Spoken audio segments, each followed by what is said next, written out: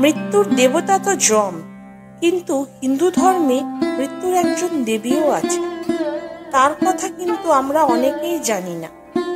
যমের আগে তিনি সমস্ত জীবের মৃত্যুর কারণ ছিলেন, কিন্তু কেন তিনি শুরুতেই জীবের প্রাণ হরণ করতে একদমই আগ্রহী ছিলেন না? কিভাবেই বা তাকে জীবের প্রাণ হরণের দায়িত্ব দেওয়া হয়? ব্রহ্মবৈবর্ত পুরাণে বলা হয়েছে যে ব্রহ্মা প্রথমে তার চোখ খোলার পর তীব্র একাকিত্ব অনুভব করেন। এই একাকিত্ব তার মন ভয়ে পরিপূর্ণ করে দেয়। সঙ্গ লাভের জন্য তিনি 4 জন মানসপুত্রদের জন্ম দেন। এরা ব্রহ্মার মন থেকে জন্ম নিয়েছিল, তাই এদের মানসপুত্র বলা হয়। এই মানসপুত্রদের অন্য নাম হলো সনত কুমার। কামনা সম্পর্কে তাদের কোনো ধারণা ছিল না, তাই ব্রহ্মা যখন তাদের সন্তানের জন্ম দিতে বলেন তখন তারা অস্বীকার করে অন্তর্ধান করে। তাই ব্রহ্মা আরো 7টি ছেলের জন্ম দেন।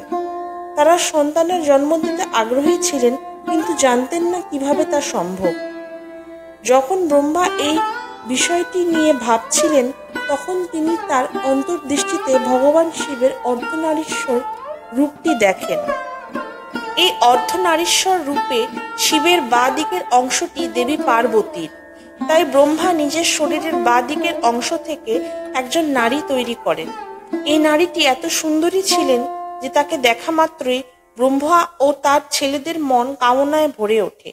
এই কামনা থেকেই জন্ম নেন কন্দর্পদেব, যিনি আসলে হলেন কামদেব। তার বাহন হলো টিয়া পাখি। তিনি পঞ্চস্বর নিক্ষেপ করে পঞ্চেন্দ্রিয়কে উত্তেজিত করে তোলেন। এই সুন্দরী নারীর সাথেই তারপর ব্রহ্মার ছেলেরা সন্তানের জন্ম দিতে থাকে। এই সন্তানদের সংখ্যা বেড়েই চলে, কিন্তু তাদের মৃত্যু হয় না। ক্রমে ক্রমে ব্রহ্মাণ্ড জীবে পরিপূর্ণ হয়ে ওঠে, যা দেখে ব্রহ্মা চিন্তিত হয়ে ওঠেন। তাই ব্রহ্মা এর প্রতিকার হিসেবে নিজের ভ্রুকুটি থেকে এক দেবীর জন্ম দেন। এই দেবীর নাম মৃত্যু। দেবী কৃষ্ণনয়না, কালো ও লাল বস্ত্রে সজ্জিতা। দেবীর অঙ্গ সুন্দর গয়নায় পরিপূর্ণ, আর দেবীর কানে সুন্দর কুণ্ডল। কিন্তু দেবীকে ব্রহ্মা যখন জীবের প্রাণ হরণের দায়িত্ব দেন, তখন দেবী শিশু, যুবক, যুবতী, বৃদ্ধ, বৃদ্ধা ও সকল জীবের প্রাণ হরণ করতে অস্বীকার করেন, কারণ তারা দেবীর কোনো ক্ষতি করেনি। দেবী এরপর ব্রহ্মার সামনে থেকে অন্তর্ধান করেন।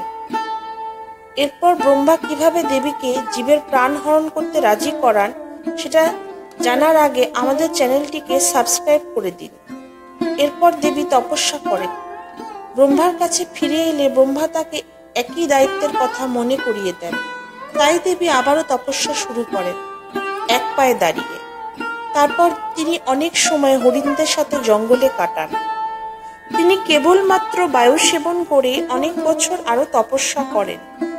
এরপর তিনি দীর্ঘ সময় ধরে জলের মধ্যে থেকে মৌনব্রত পালন করেন এবং সর্বশেষে হিমাবৎ পর্বতের চূড়োয় তার শরীরের ওজন পায়ের আঙ্গুলের উপর দিয়ে দাঁড়িয়ে তপস্যা করেন।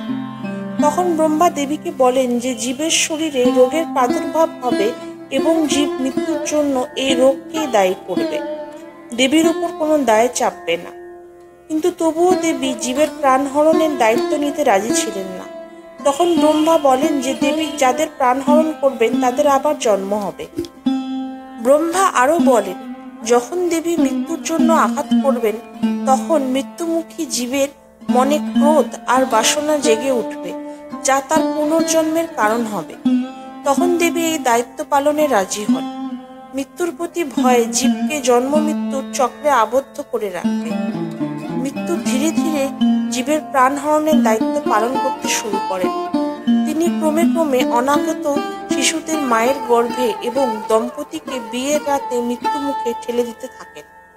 তিনি শ্মশানে বাস করতে শুরু করেন, আর সেখানেই তাকে লোকেরা এই আশায় ভোগ দিতে থাকে যে দেবী তাদের ঘরে প্রবেশ করবে না।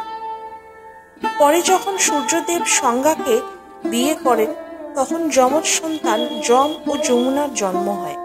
পরে যমই মৃত্যুর দেবতার ভূমিকা গ্রহণ করেন। পরের সপ্তাহের ভিডিওর জন্য আমাদের চ্যানেলটিকে সাবস্ক্রাইব করে ভিডিওটিকে লাইক আর শেয়ার করে দিন।